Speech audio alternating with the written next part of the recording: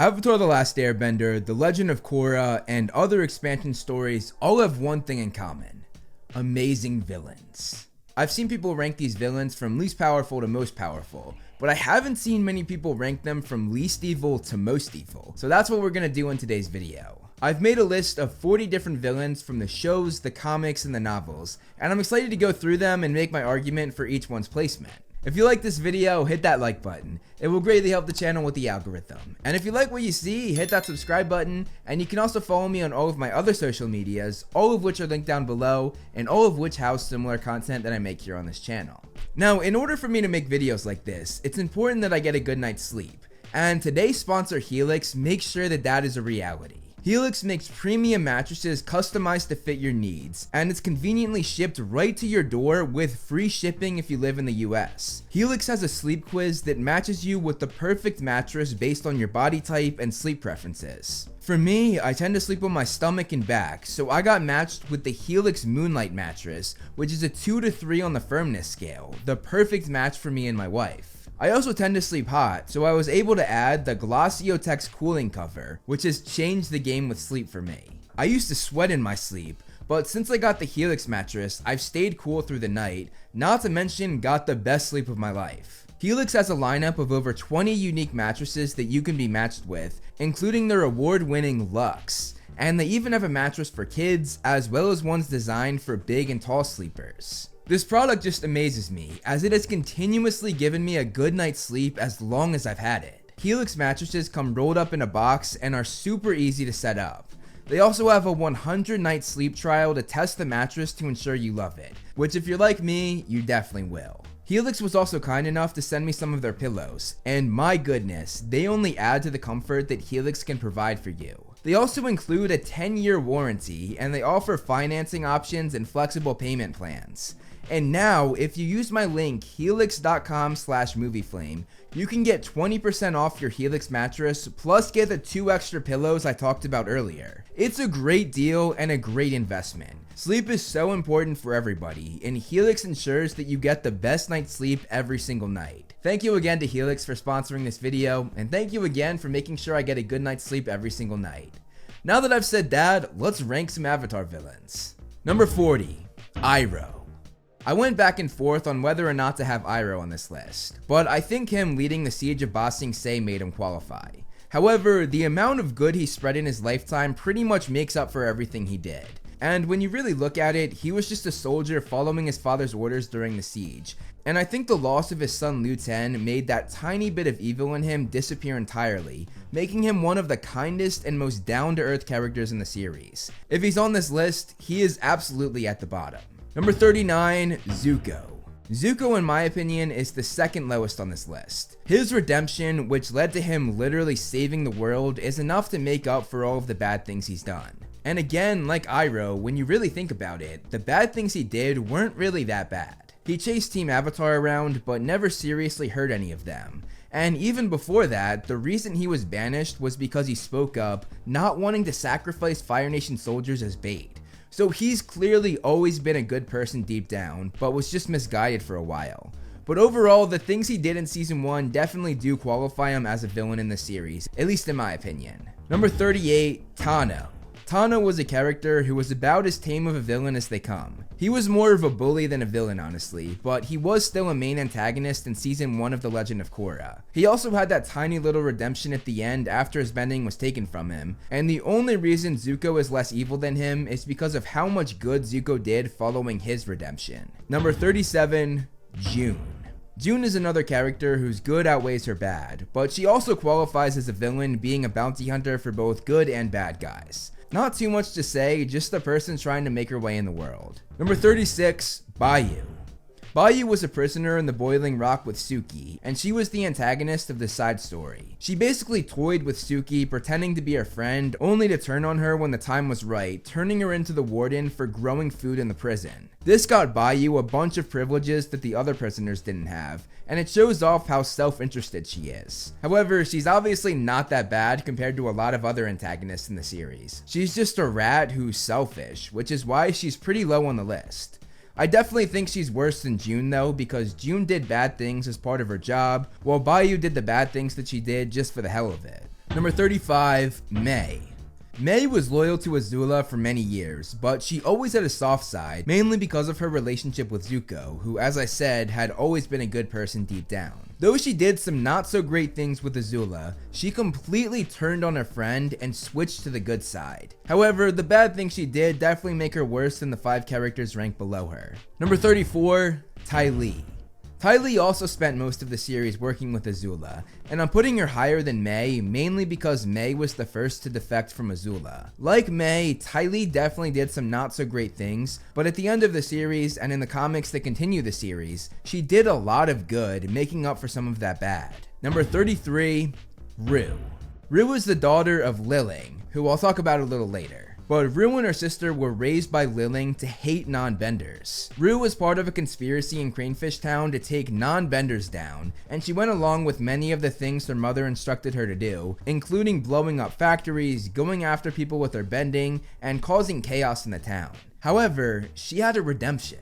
She went to Team Avatar and basically told on her mother and helped them put a stop to her, which definitely makes her rank a little lower. Yeling. Yeling is the sister of Rue, who also grew up with the evil mother Liling. Yeling, like Rue, was forced to do some pretty bad things against non-benders, all part of their conspiracy to take non-benders down. But unlike Rue, she did not have a redemption, which is why she's slightly more evil than her sister. Number 31, Yukano. Yukano was the father of Mei, and he was the governor of Omashu when the Fire Nation took it over. Honestly though, that's not enough to make you a bad guy. The real reason why he's this high on the list is because he formed the New Ozai Society, where he worked very hard to overthrow Zuko, the new Fire Lord. He and his followers attempted to capture Zuko and his family at one point, which led to a violent fight. He was eventually fooled by Azula, which led to him being trapped, only to be freed by little kids. He ended up being arrested for his crimes, but all things considered, he didn't do too much damage compared to some others on the list. Number 30, Tarlok. Tarlok was a master manipulator as he worked his way up, eventually becoming chief of police. He had everything come crashing down though when he captured Avatar Korra using bloodbending, leading to him being called out for what he really was. In the end, he took out both himself and his brother, realizing he had to end their bloodline that had the ability to bloodbend without the full moon. Overall, the worst thing he did was bloodbend and capture Korra, which compared to most antagonists on this list is barely anything, so he's definitely lower in the ranking. However, kidnapping a teenager and physically hurting her at times isn't a great look, which is why I feel he belongs in the top 30. Number 29, Liling. As mentioned earlier, Liling was the mother of Rue and Yeling, and she raised them to support her twisted ideas of discriminating against non-benders. She basically took away her children's innocence, not really giving them a choice. She also rallied a whole group of people to support her twisted ideas against non-benders. But looking at the big picture, what she did wasn't too bad. She merely wanted to drive the non-benders out of her town. In the end, she didn't end up hurting anyone, as she made sure that she blew up those factories at night when no one was in them. At the same time though, taking those factories down the way she did, I think takes her past Yukano, which is why I have her ranked above him, even though they do have similar arcs. To be honest, before writing the script, I remembered Liling being a lot worse than she really was, mainly because I remembered Aang was going to take away her bending for her crimes just like he did for Ozai, which I think was a huge overreaction, especially when you compare her crimes to Ozai's crimes. Number 28, Guan. After Kuvira surrendered, Guan basically took over her mission of acquiring a dictatorship, and he took it a step further, brainwashing people to vote for him so he could take office. And he also used that technology on Mako, Bolin, and Asami to capture Avatar Korra. This act to me makes him rank above Liling and Yukano, because those two did not make people follow them by force. They gained their followers through more respectable ways than brainwashing. Number 27, Yakone. Yakone ran a criminal empire in Republic City, carrying out many crimes. He used his bloodbending ability to get to the top of crime, but ultimately, he was arrested for using that very ability. During the trial, he used it on the entire courtroom and tried to use it on Avatar Aang as well, but he was stopped and got his bending taken away. After that, he started a whole other life that was just as bad as his first, as he taught his two sons to bloodbend, basically grooming them to become crime lords just like he was. Looking at all of this, I think he's worse than some of the other abusive parents on the list, specifically when looking at Liling. I think Yakone was much crueler to his kids, so that's why I ranked him higher than her. Number 26, Jet. Jet is another character who wasn't all bad. With that being said though, I think he definitely belongs higher on the list than the characters that came before him, because he was ready to blow up an entire town of people, which would have resulted in the death of hundreds of men, women, and children. And honestly, it didn't seem like this was the first time the freedom fighters did something like this. In the end though, Jet chose the right side and he gave his life for the good guys. I think that redemption makes him rank a little lower on this list than some others who never had a redemption. Number 25, Zhao. Zhao was almost responsible for the death of the moon, which would have been catastrophic. However, as bad as that is, I honestly don't think he realized how much damage that would have caused. It was more his stupidity, or I guess his lust to be remembered in history, that sort of blinded him. However, he absolutely had to be in the top 25 for both that crime and also for leading the battle in the Northern Water Tribe. Number 24, Pli. Pli was part of the Red Lotus, and I think she was the least evil out of all of the members, mainly because her reason for following was because of her love for Zahir, while the other members of the Red Lotus followed for more selfish and evil reasons. With that being said though, she still helped with overthrowing Ba Sing Se and was a bystander when the Earth Queen was murdered. But she did die before the capture and torture of Avatar Korra, so she can't be held accountable for that. Another reason why I think she's the lowest out of all of the Red Lotus members. Number 23, Ghazan. Ghazan is another member of the Red Lotus, and he carried out all the same crimes as Pli, but as I said, for much more selfish reasons than her, as she was driven by love while he was driven by power. Also, unlike Pli, he was alive to capture and torture Avatar Korra, so that also goes against his record. Number 22, Ming Hua. Ming Hua was another member of the Red Lotus, and she and Ghazan pretty much have the exact same story, both overthrowing Ba Sing Se, both being there when the Earth Queen died, and both being there to capture and torture Korra. But I ranked Ming Hua higher for one specific reason that might be a little bit out there, but I think it works. I really studied the two's fighting style, and I think Ming Hua was a bit more ruthless and violent than Ghazan was, which for me is enough to put her above him. Number 21, Baatar Jr. Baatar Jr. joined his fiancée Kuvira, a villain who will be ranked a lot higher on this list later in the video. With Kuvira, Baatar Jr. did a lot of bad things, including conquering towns, taking people hostage, helping make deadly weapons, and went along with plans to make a dictatorship. However, he had a redemption when Kuvira fired that deadly weapon he helped make right at him, his family, and Team Avatar. After that, he helped the good guys take down the weapon he had a hand in making, which ultimately saved the day. However, this redemption was not formed because of guilt and regrets, but rather because of revenge, which is why he's a lot higher than a lot of the other characters who had redemptions that I mentioned earlier in the video. Number 20, Hiroshi Sato. Hiroshi helped fund and supplied one of the biggest villains in the series, Amon. On top of that, he took down his daughter's friends, including the Avatar, as well as Tenzin, Lin, and the entire police force. Worst of all though, he was about to kill his own daughter Asami, and the only reason he didn't do it was because Bolin came in and stopped him. Killing your own daughter is pretty evil, and that definitely has to be taken into account. With that being said though, he did have a redemption in the end, making amends with Asami and sacrificing his life to save the world. That in my opinion doesn't make up for almost killing your daughter, but it does make him further back on this list than he might have been otherwise. However, I couldn't make him be any lower than number 20. Killing your own daughter is just too evil to go any lower. Number 19, Hama.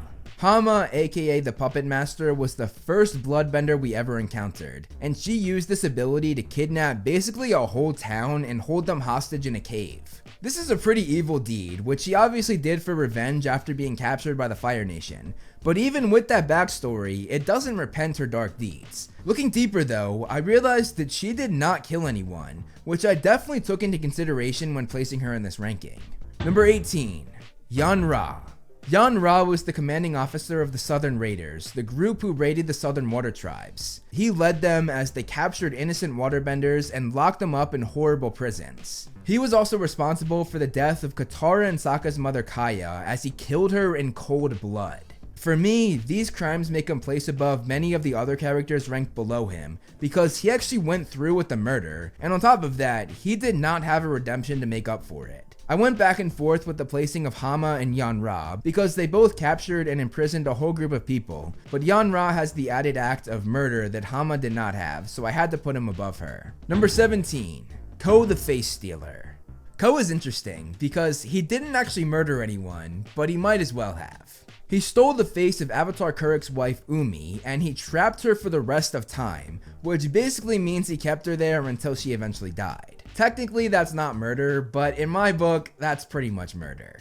This in my eyes makes Ko worse than Yanra, especially because he also spent centuries torturing people by taking their faces from them, which is a pretty heinous act, making people go the rest of their lives without a face. Number 16, Gaelic. Gaelic started an uprising in the Northern Water Tribe against the new chief Hakoda, the father of Sokka and Katara. He planned some pretty destructive attacks, and also stabbed Hakoda, fully planning to murder him. However, Hakoda ended up making it out alive. Gaelic again tried to commit murder when he was about to cut the bridge when Hakoda and the Earth King were on it, and when that didn't work, he was just gonna go and kill them with his knife. But ultimately, that led to his death. Gaelic showed he was capable of murder and wasn't even fazed by it, which is why he's ranked higher than some other murderers on this list like Yanra and Ko. Number 15, Amon. Yeah, him being placed this low might surprise some people, but I put a lot of thought into this. Amon tried to take over Republic City, but he did this by taking people's bending, which albeit is a pretty evil thing to do, but he never actually killed anybody during his quest for power. He still did a lot of other cool things, namely playing mind games with Korra to the point of basically torturing her mentally, and also bloodbending people, which is another heinous act. With that being said though, I do think that what he tried to carry out makes him rank higher than a few people who actually were capable of murder, and I definitely think he deserves to be in the top 15, but I can't rank him any higher in evilness than that. Number 14, Kuvira. Kuvira gained power, refused to give it up, and became a dictator. Following that, she made a super weapon that was absolutely deadly and used it to take over Republic City. She then attempted to kill Team Avatar, some of the most prominent airbenders, and her fiance Baatar Jr. Also, in the battle to stop her weapon, many buildings were taken down, which most likely led to many injuries and possibly the death of people. Kuvira even took the arm off of her weapon and tossed it into a nearby building, showing that she herself was the reason for that damage. Later, she also attempted to kill Korra, pointing her weapon right at the Avatar. But when she was caught, she surrendered. With all of those attempted killings, you might think that she would be higher on the list. But Kuvira had a redemption arc that made her less evil in my book. She joined the good guys to help bring down Guan, the man who continued with her plans, and she not only helped reverse the brainwashing he had done, but also risked her own life to go undercover and put a stop to Guan. She then apologized for all of her wrongdoings during her trial, and she was released to live with her adoptive family. With this redemption, it definitely pushed her back on the list, even with all of the crimes she committed. Number 13, Afiko. Afiko, also known as the Betrayer, was the airbender who betrayed his people, giving up his home in the Southern Air Temple to Fire Lord Sozin, telling him exactly how to get there and how to go about sneaking in. This of course led to the Air Nomad genocide that wiped out his people. Though he didn't carry out any murders himself, he knew exactly what he was doing, and to me, he had a hand in and was responsible for every Air Nomad's death in the South. Ultimately, he was executed for being a traitor on the orders of Fire Lord Sozin himself, meaning even Sozin thought him guilty. Number 12, Long Feng. Long Feng took advantage of a situation he was put in, which was to lead the city of Ba Sing Se when the 4-year-old King Kui was next in line to take the throne. Long Feng took this opportunity to form his own dictatorship as he pulled the strings from behind the scenes even when Kui was fully grown. He lied to Kui for his entire life and lied to the people of the city, brainwashing anyone who posed a threat to him. He also brainwashed a number of his advisors, basically keeping them enslaved, which is next level evil. The worst act he carried out though was killing Jet when Team Avatar and the Freedom Fighters attempted to put a stop to his corruption. That murder, along with the enslavement of innocent people, definitely makes him belong in the top 12. Number 11, Yoon. Yoon had a tragic story, as he was thought to be the next Avatar, only to be tossed aside and thought to be killed. However, Yoon returned after eating the spirit everyone thought killed him, and he came back to a very different world that treated him terribly. Yoon snapped, and he went on a quest for vengeance, hunting down every teacher who used him when they thought he was the Avatar, and he became a straight up murderer, taking them out one by one. Later on, he also stabbed Kyoshi's girlfriend Rangi, attempting to kill her. In the end, Yoon was a monster that had to be taken out by Kyoshi, the real Avatar. Number 10. Taguga.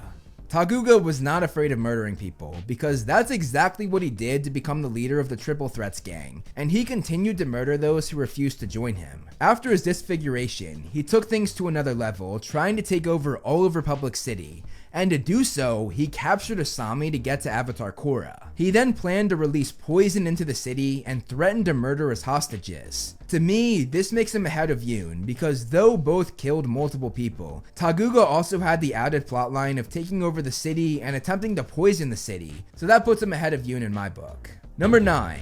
Zahir. Zahir actually had some good points on why he was doing what he was doing, but he went about it in a terrible way.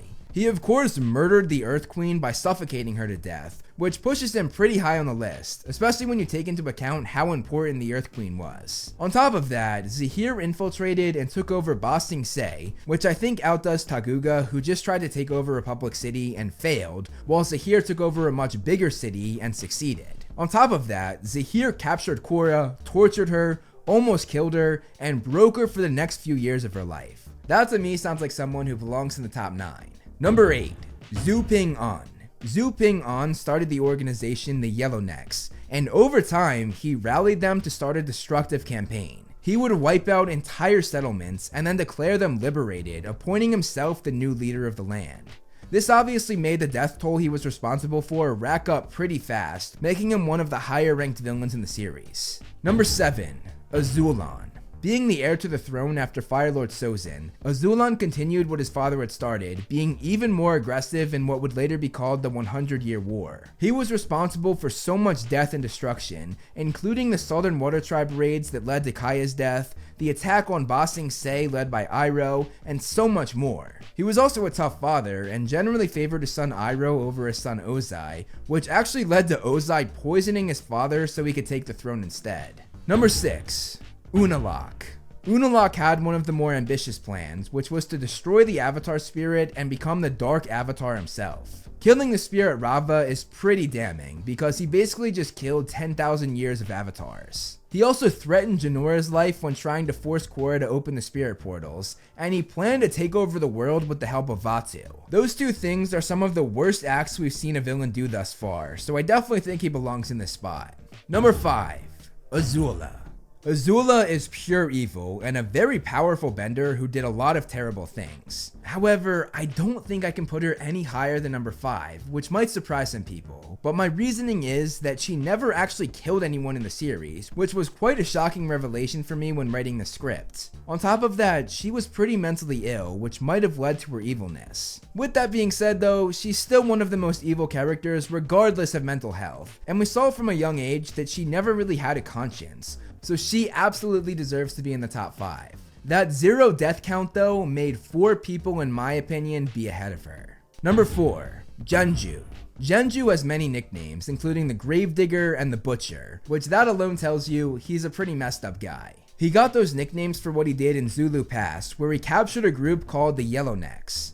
They surrendered and gave themselves up, but Genju didn't care. He tortured the Earthbending rebels to death, then promised the remaining non-benders their freedom if they could dig a hole big enough to hide in by sunset, but if not, they would die. He took pleasure in watching them frantically dig the hole, and they succeeded. Genju did not make well on his promise though, and while the 5,000 people that dug that hole were down there, he used earthbending to bury them alive. He murdered 5,000 people in one day.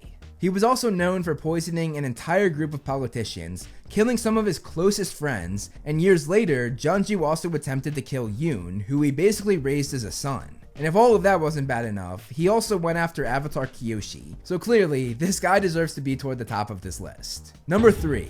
Vaatu. Vaatu was the personification of evil, meaning he definitely has to be in the top 3. He tried to take over the world not once, but twice, the second time with Unalaq's help, helping him become the Dark Avatar. The only reason he's not higher is because I took into account that he was created that way. He was created for the purpose of being evil, basically being a robot, and I would argue that he didn't really know what he was doing. Meanwhile, these next two on the list absolutely had control of all of their dark deeds. Number 2. Sozin. Sozin was responsible for the biggest massacre the series ever saw, wiping out all of the airbenders. It was a ruthless move to make, and truly highlights just how evil he is. The only reason he isn't number 1 is because he showed some signs of being a normal, loving person early on in his life with his friend Roku. And finally, number 1, Firelord Ozai. Ozai has no redeeming qualities, no redeeming acts. He is just plain and simple evil and has always been that way. He killed his own father, he burned his defenseless son's face, and he ruled over the Fire Nation in one of their most ruthless eras. He murdered many people during his rule, had others carry out many murders on his orders, let many of his own soldiers die without batting an eye, and he physically and mentally abused his wife Ursa. I came to the conclusion that Ozai was worse than his father Sozin when looking at their childhoods. Iroh was quoted saying that his brother Ozai had always been the way he was, ever since he could crawl. Meanwhile, as I said earlier, Sozin was a happy kid having a very good friendship with his friend Roku. He showed signs of humanity while Ozai did not. Though Sozin carried out one of the most massive killings ever, Ozai was absolutely capable of this, and probably would have done something similar had Aang not stopped him. To me, Ozai is absolutely the most evil villain in the series. That's my opinion though. Let me know in the comments below how you would rank these villains. I'm excited to read your thoughts. That's all I have for you guys today though, so I will see you in the next video.